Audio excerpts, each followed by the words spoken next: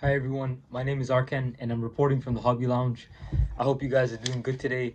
Today's actually going to be like a vlog video where I wanted to speak about, I would say 6, 7 topics. I kind of wrote down the topics on my list here. But yeah, we're just kind of gonna go through each one. It's just kind of different things that I wanted to speak about. And before we begin, I want to give a huge shout out, huge love to one of my best friends, Sam, for giving me this sick Blue Jays jersey. This is actually the first Blue Jays jersey I ever had, and he's someone that I have huge love, huge respect for. And honestly, he was so kind, man. And I always say that in these videos, I will always have a huge shout out for kindness. So I want to say huge love to Sam for giving me this jersey. And I had to rock it today, basically. I haven't told him that I was gonna make a video, so this is gonna be a sick surprise. Hopefully, he likes the video. So let's get started. Basically, the first thing that I wanted to speak about was some. It was actually a tweet that I saw on Twitter, basically, or on X now, about very respected journalist. His name is Rafael Hernandez, and he actually had a tweet about a player called Jose Gaya. Basically, he plays on Valencia. He's played on Valencia for a long time. He's a fullback, and this tweet, I'm gonna be honest with you guys. I think he may have broke the record on how much I disagree with this tweet. Basically, like honestly, it's crazy, man. So I'm gonna read it out to you guys. So this is a Rafael Hernandez tweet. Gaya's career, such a sad story. Now 30 years old, rejected many offers to leave Valencia, and now pointlessly fights against relegation. He had potential to do so much more in football. A complete waste. And that's the part at the end. I feel it just kept getting worse. It is like a complete waste. I disagree with this so much. Like honestly, this is like from the heart, basically. I hate when we have analysis like this. Everyone's entitled to their opinion. I just disagree highly with this opinion.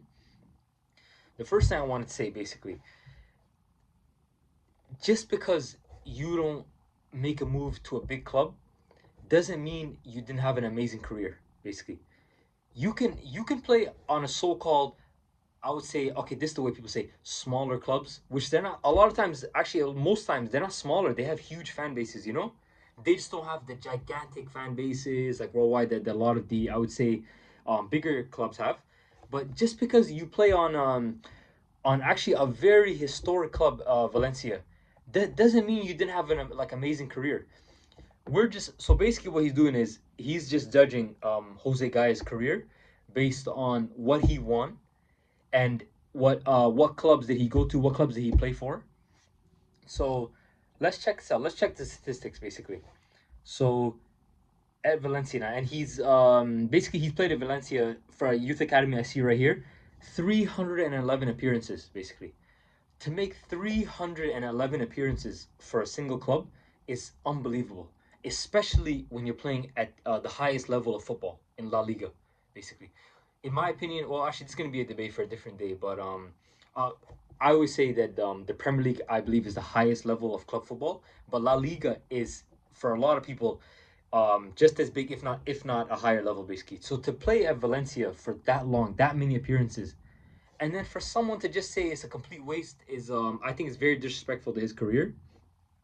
This is what I believe, actually. I think it takes a lot more courage to not to basically reject those big moves. So basically, I think his tweet is basically referring to maybe Barcelona, Real Madrid, or one of the big dogs in Spanish football wanted him and he rejected them. I think it takes more courage to reject them and to stay at your club than it is to go to one of the bigger clubs and win. Maybe you win some trophies. Actually, it probably would have been highly likely if he went to Barcelona, Real Madrid, he would have won some trophies. But it takes courage to say no. You know what? I'm gonna stick with the club that I grew up with, the club that I love and support, and I'm gonna stay with them all these years. That's what I think. That's what I think courage is basically, because he's basically taking. It's basically a risk because he know like because this from the perspective of Jose Gaya basically. He knows the way a lot of people measure basically someone's career and their achievements is by what have they won, what's the trophies, and I want to commend a lot of people that basically that kind of go the other way, and it's not just about how many trophies you win, you know, it's about what kind of moments did you have in football. I think when we look back at Jose Gaya's career, hopefully we look at how many appearances that he made, how many amazing moments he had for Valencia, how much courage it took to stay through the very difficult times. And for Valencia, such a historic club, they've been through like a lot of difficult times. Basically, whether it was had to do with mostly their financial situation, and he stuck with them through very difficult period. So I find it's just this tweet is very harsh, and it's not a good way to evaluate football. Basically, that's the one thing. And you know what's the very interesting thing? He's won a Copa del Rey in 2019 with Valencia, and I would say for him, winning that Copa del Rey means more than going to Barcelona or Real Madrid and winning 3, 4 La Ligas or winning Champions League or anything. You know, it sounds crazy, but that's the truth, basically, in my opinion. I think we need to look at um, not just trophies, but just looking at what they've done in their careers. What kind? Actually, another thing, what kind of moves they rejected, basically. You know, because it's like another thing, and I'm not saying this to basically say, oh, trophies don't mean anything. It's amazing to win a trophy, and actually winning that trophy with Valencia, the Copa del Rey, probably meant everything to them. But this is my thing, basically. If he didn't win the Copa del Rey in 2019, I wouldn't think any differently of Jose Gaya. I would still rate him very highly, and I would still say he had an amazing career. So to basically just say it was a complete waste, that basically tells me the way you look at football is just, oh, just what kind of trophies did you win? How many trophies did you win this season? You know, and it's not good because I'm seeing a lot of coaches getting fired now. People are not having as much chances. You know, that's the thing. That's and actually from Arsenal perspective, this is why we love Saka so much. This is why basically because Bukayo Saka, he stayed with us through the very difficult times. Basically, he could have honestly he could have made an easy move to Manchester City. He could have made an easy move to Liverpool, to Real Madrid, to Barcelona, basically. But no, man, but Saka stuck with us, and basically, he basically took us to a different level, and this is why we always have love for him. Basically, ask every Arsenal fan what they think about Saka, and I'll say a lot of people. That's why he's our favorite player. Well, that's why he's my favorite player, basically, because I remember when we were in our, I would say, a difficult period, he stuck with us basically. So this is why I really believe that we need to kind of step back and look at how we evaluate football. So yeah, that's one thing I wanted to speak about Jose Gaya. I think he had an amazing career, and actually when I look at all of his appearances basically for Valencia, actually right here, if you count everything from a Copa del Rey, Europe, 376 appearances for Valencia. That's unbelievable. That's just that is a huge achievement, and actually I see him in a higher light, basically, just because he took the courage to reject those moves and say no, I'm gonna stay with my current club, even if we might not win anything, even if I end my career and I don't win anything, I could say, you know what, I stuck through the tough times and I stuck with the club that I love. So that's I really respect him very highly. Then actually, the next thing I wanted to talk about.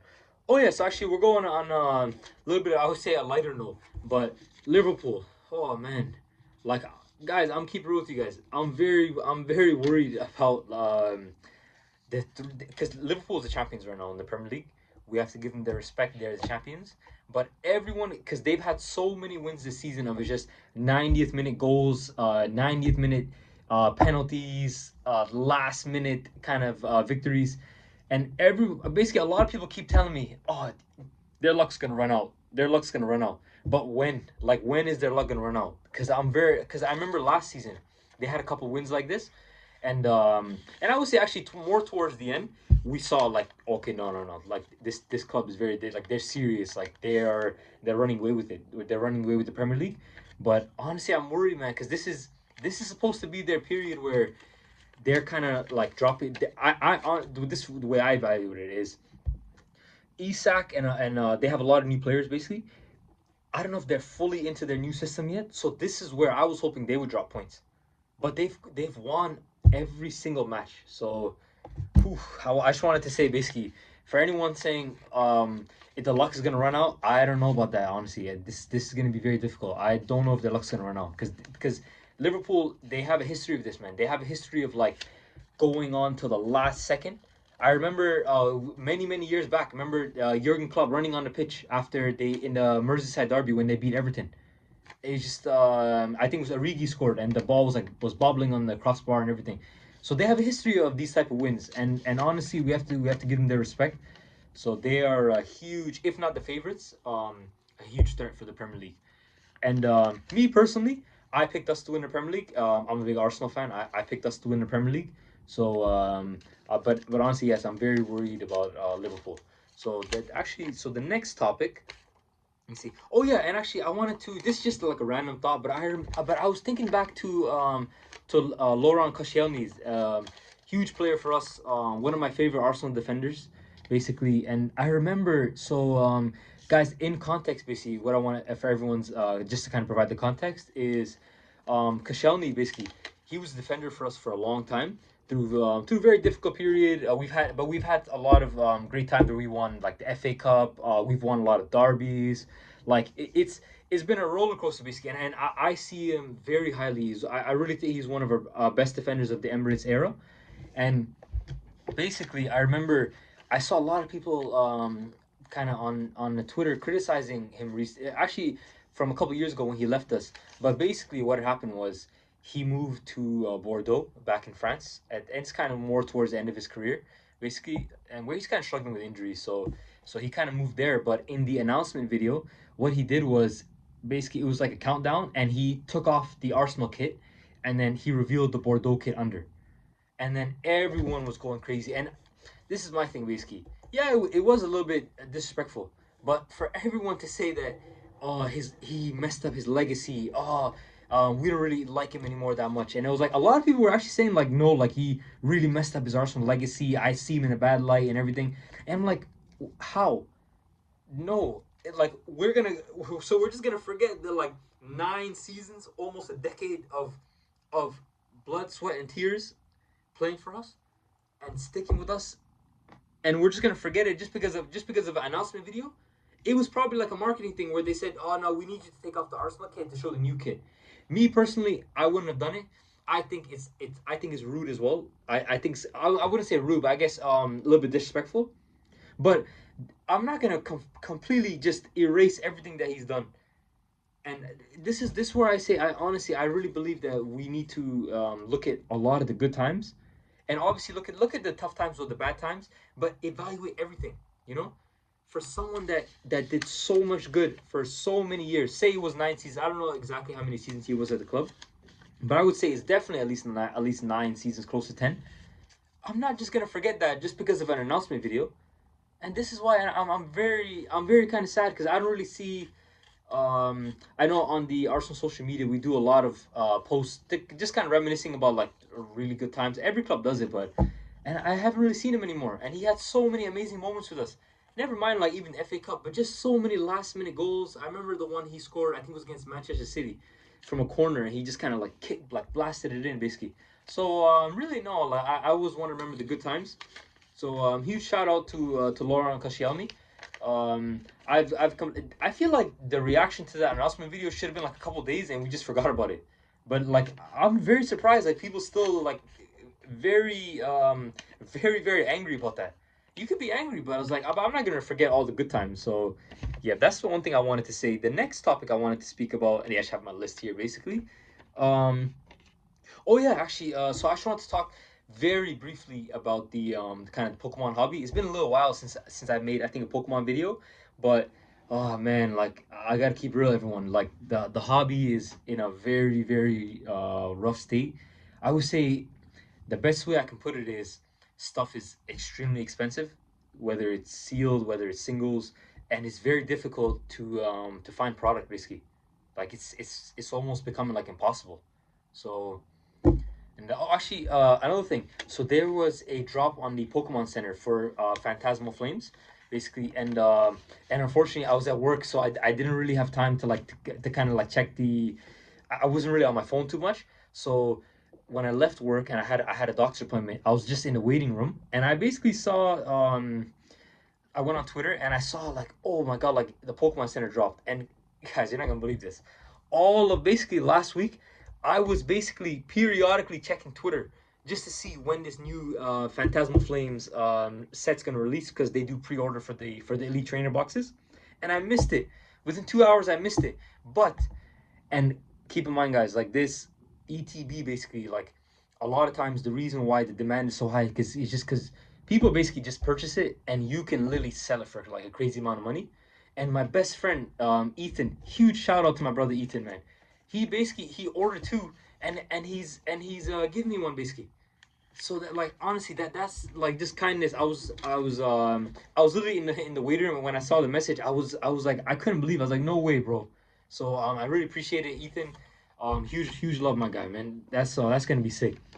So actually, hopefully when I get that ETB, I'm gonna do. I'll try to do almost like a rip for the channel because I've never done like a unboxing for. I've done a couple for Game of Thrones card, but I've never done like for ETB. So that could be a video idea actually. So a huge love to Ethan for his kindness and for actually just like surprising me there. Like honestly, I've like it is basically almost impossible to get a Pokemon Center drop these days just because due to all the bots, like due to all the resellers, due to just like the insane demand. Like, if you're not on a website within the first like 30 minutes, you're basically cooked. So yeah, so that was just that made me so happy basically. So Phantasmal Flames is gonna be a good one basically, and another thing. So everyone, I made a couple of videos on the Titanic recently on my channel, and I just wanted to say like the reason why I made those two videos and I find this out is like when I watch movies, I love the movies that have an amazing love story, that it basically showcases the love and the affection that two people have for each other and how they overcome so many challenges. I really love that dynamic in movies, and I feel like that's why I say Titanic is the best movie I've ever watched. And it's just yeah, honestly, that's why I really wanted to make those two videos. The first one was just a very raw reaction. The second one I kind of talked more about like my the two scenes I love the most. But yeah, that's the thing with movies, man. Like it doesn't have to be movies, it can even be TV shows, whether it's Game of Thrones, whether it's the books A Song of Ice and Fire. I just love that kind of the love story that people have, and like the way they just overcome so much challenges, so much adversity, and they show so much courage and bravery into showing each other love, basically. So yeah, huge love to the Titanic, and yeah, actually, I got a lot of stuff off my chest for this vlog. I want to say huge love to you guys, everyone seeing me on Instagram, commenting, liking my posts, commenting on the YouTube channel, subscribing. I always want to say huge love for you guys. I appreciate it. And if there's anything you want to add, please comment below. I will reply to everything. You can message me on Instagram, comment on my Instagram at the Arcans Hobby Lounge. Same thing for Instagram and YouTube. But huge love to you guys. I hope you have a great rest of your day.